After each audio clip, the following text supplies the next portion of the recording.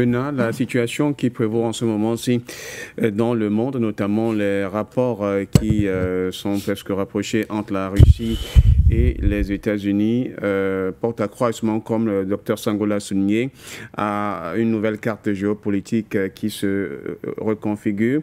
Mais l'Europe s'y greffe. L'Europe semble voir beaucoup de choses l'échapper et voudrait à tout prix et par tous les moyens vouloir jouer la personne existante. Dans la situation actuelle, une Europe qui va presque en rang dispersé, même si c'est l'Union européenne qui se réunit. On a par exemple la présidente de la Commission, Ursula von der Leyen, qui a eu à participer au sommet de Bruxelles. Mais il y a certains pays néanmoins qui ne sont pas encore à l'intérieur. Est-ce que vous pensez que la réaction européenne, c'est dans le m'as-tu vu, est-ce que je suis présent pour être présent, ou réellement quelque chose peut sortir de l'Europe pour tenter de freiner l'élan, du moins la convergence de vues qui pourrait exister entre la Russie et les États-Unis? Oui, c'est très intéressant, hein, ce que vous présentez aujourd'hui comme thématique. Ça nous amène à réfléchir et je pense que cela montre à quel point les codes de la diplomatie sont complètement perturbés et même les relations internationales. On découvre là maintenant des enjeux qui sont complètement en disparité avec tout ce qu'on a appris, tous les classiques qui sont enseignés même dans les universités. Donc aujourd'hui, on voit une Europe qui est en difficulté, une Europe qui voit sa fin prochaine, qui est à l'aube des événements. C'est-à-dire qu'à l'horizon des événements, autant pour moi, l'Europe est à l'horizon des événements et le rapprochement entre Trump et Poutine pose énormément de problèmes et on a l'impression que les décideurs européens ne s'attendaient pas. Les gouvernements, ils sont un peu surpris par le tournant de la situation des événements. Depuis la réception de M. Zelensky à la Maison-Blanche. Et Donald Trump à la Maison-Blanche. Oui, Donald Trump a reçu l'échec des, on peut appeler ça des formes de négociation. Oui, et on a vu cette mascarade, c'est-à-dire c'était un spectacle de mauvais goût et qui a carrément ridiculisé le président Zelensky. Et du coup, on comprend que l'Europe veut sauver la face. On l'a rappelé tout de suite, il est allé, il va de sommet à sommet. Ils l'ont rappelé, ils l'ont même rassuré du soutien de l'Europe et puis même de la Grande-Bretagne, du Royaume-Uni et de l'Allemagne. Bon, maintenant, quand on dit l'Allemagne, c'est quelle Allemagne? C'est une Allemagne qui n'a pas d'armée ou bien c'est une Allemagne qui a peut-être les moyens de logistique ou pour appuyer l'effort de guerre? On se pose beaucoup de questions. Beaucoup de pays européens ont du mal à suivre parce que vous savez que cet embargo cause énormément de problèmes. L'embargo sur le gaz, le pétrole russe et tout ça, ça pose un problème énorme au niveau des échanges. Et du coup, l'effet escompté n'est pas au rendez-vous. Donc, il faut changer les fusils d'épaule. Ils vont trouver un peu, ils veulent travailler, ils veulent un peu avancer dans l'usure. Vous savez que dans l'usure, on peut atteindre l'ennemi. Même quand l'ennemi est très fort, l'effet qu'on le prend à l'usure, il va s'affaiblir et il va se lasser. Et puis, à la fin, il va laisser des brèches. Et dans ces brèches-là, non colmatées, l'ennemi va percer et puis il va pouvoir l'atteindre. Voilà pourquoi, vous avez vu dernièrement, il y a eu cette dissuasion nucléaire. Et lorsque l'Europe a voulu mettre en place cette dissuasion nucléaire, la réponse de Poutine a été à la hauteur. Donc, il y a eu des bombardements, il y a eu tout ça. Donc, ça prouve que malgré la diabolisation de Poutine par les Européens et le brandissement de la menace russe à tout vent, à chaque fois que la Russie peut attaquer, le Danemark peut attaquer, après l'Ukraine, what next? Donc, tout ça, ça pose un problème. Alors, ils trouvent des arguments comme ça qui sont insaisissables pour mettre sur la table et instrumentaliser donc ce pauvre Zelensky qui est comme un enfant qui cherche à téter dans tous les sens et on essaye de le traîner comme ça dans cette farine-là et il pense qu'avec cette farine de lait, il va pouvoir trouver une abondance et et une alimentation nécessaire à sa survie. Mais les cartes sont déjà jouées, tout est joué, puisque Trump me l'a dit que vous n'avez pas les cartes en main. Les cartes actuellement, c'est la Russie et les États-Unis qui mènent le jeu et qui ont mis en place déjà toute une stratégie pour amorcer déjà ce processus de paix qui va se faire. Et nous pensons que c'est la seule voie, la seule issue, parce que comme vous le savez, Trump, les États-Unis ont pris, surtout l'administration Trump a des velléités expansionnistes. Ça, on le sait déjà. Vous avez vu avec tout ce qui se passe au niveau de l'Ukraine, même quand il a dit à Zelensky que nous allons prendre des terres rares et tout pour compenser l'effort de guerre et tout. Nous voyons Trump qui a déclaré des choses par rapport au Canada, qui veulent carrément annexer le Canada. On a suivi encore le même M. Trump parler du Groenland, parce que vous savez que le Groenland, c'est des réserves qui sont intactes dans la nature. Rien n'a été touché. Des réserves de pétrole inestimables, des réserves de nickel, de cobalt et tout, de lithium. Alors, il y a ça qui est là. Et il y a donc il y a tout ça. Donc, les États-Unis sont dans une démarche impérialiste d'un nouvel genre. Et vous voyez même qu'ils vont plus loin, même à Gaza, ils ont promis que cette guerre va s'arrêter et ils vont faire de Gaza l'une des plus belles plages du monde, parallèlement à celle de Cannes, de la Côte d'Azur. Donc voilà donc le pragmatisme américain actuellement qui décide que, bon voilà, nous, on vous a laissé faire, l'Union européenne, vous avez trop abusé des États-Unis. Aujourd'hui, nous passons à l'offensive et nous allons arracher les parts de marché. Nous allons être au cœur de l'économie dans le monde et nous allons dicter ce qu'il faut. Parce que vous savez, le véritable enjeu des Américains ici, ce n'est même pas beaucoup par rapport à l'Europe. L'Europe, elle est là. L'Europe, c'est un tube bénéficier du protectionnisme américain. Mais la vraie menace américaine, elle vient de l'Asie. C'est la Chine.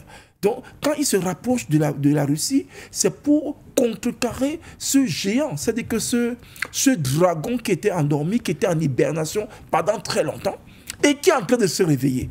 Donc, vraiment, je vous assure que la Chine pose un véritable problème de réflexion aux États-Unis au point où ils ne dorment pas.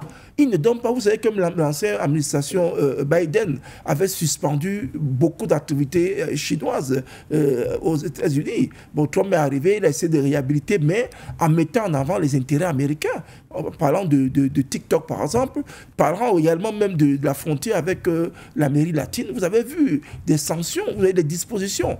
On ne peut pas parler comme tout à l'heure, le docteur disait que les États-Unis essaient de se resserrer, de faire... Non, ils sont dans l'expansion. Mais on peut faire l'expansion sans fermer. Ils ferment d'abord pour un type de protectionnisme américain. Et maintenant, dès qu'on a protégé le tissu économique américain, les avoirs américains, on peut projeter maintenant plus loin la démarche, la prospection. On va très loin vers l'exploration des nouvelles terres. Voilà l'objectif des Américains. Et le drame, c'est que tout ça va se faire. Les Européens ne voient pas leur intérêt dans tout ça.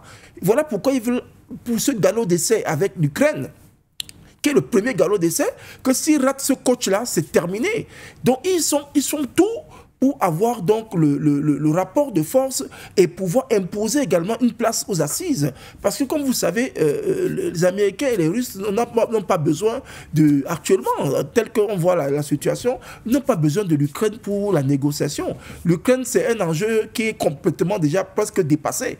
On est en train de viser plus loin. Bon, maintenant, tout ce que l'Ukraine fait, c'est juste pour essayer de sauver les meubles et voir si, avec d'autres partenaires, européens et tout, on ne peut pas peser sur la table et venir récupérer ce qui peut être, c'est-à-dire comme on dit, sauver les meubles. Quand le feu arrive, quand il y a des flammes, on fait tout pour sauver les meubles. Voilà la démarche de l'Ukraine.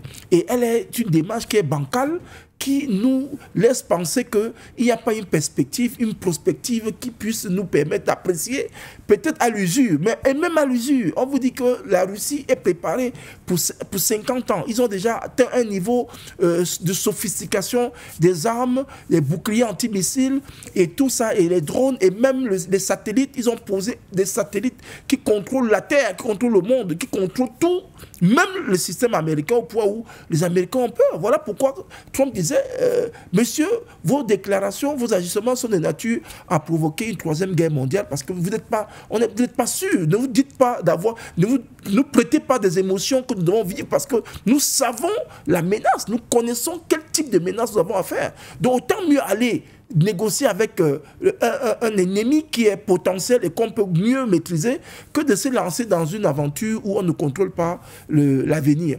Moi, la question que je vais me poser, c'est quelle est la place de l'Afrique dans cette fenêtre? On va y revenir certainement, la place. Quelle est la place de l'Afrique? On va y revenir. Mais il faut déjà, pour un premier, comprendre que nous voyons ici un Zelensky instrumentalisé qui est en perte de pouvoir et qui peut être renversé à tout moment s'il ne fait pas attention, parce qu'il y a des velléités. Et là, on l'a laissé un peu le temps de réfléchir, mais s'il réfléchit trop longtemps, il risque d'arriver un jour dans son pays et il trouve un gouvernement qui est en place. Donc, il faut qu'il fasse très attention. Les Américains savent, ils ont des méthodes que nous connaissons et nous pensons qu'il est temps d'aller vers une négociation pour aboutir à une paix, un cessez-le-feu et une paix durable, parce que les frappes continuent. Vous voyez que malgré l'agitation, les frappes continuent. Les Européens ont voulu lever une menace, les Russes ont riposté avec une frappe chirurgicale et qui a fait des dégâts. Pour les dire que vraiment, moi j'ai cru que comme il allait aux États-Unis là, mais il rentre aux États-Unis, il commence à faire des déclarations. Donc c'est un vent en guerre, c'est quelqu'un qui n'est pas prêt à s'asseoir et tout. Donc, et vous savez que les Américains veulent obtenir un tarif préférentiel sur l'ensemble des minerais à exploiter en Ukraine. Donc ils sont obligés de faire avec la Russie parce que la Russie a pris une partie. Et eux aussi, ils vont prendre une partie pour régler l'effort de guerre. C'est autant de choses. Et pour ça, l'Europe est désemparée.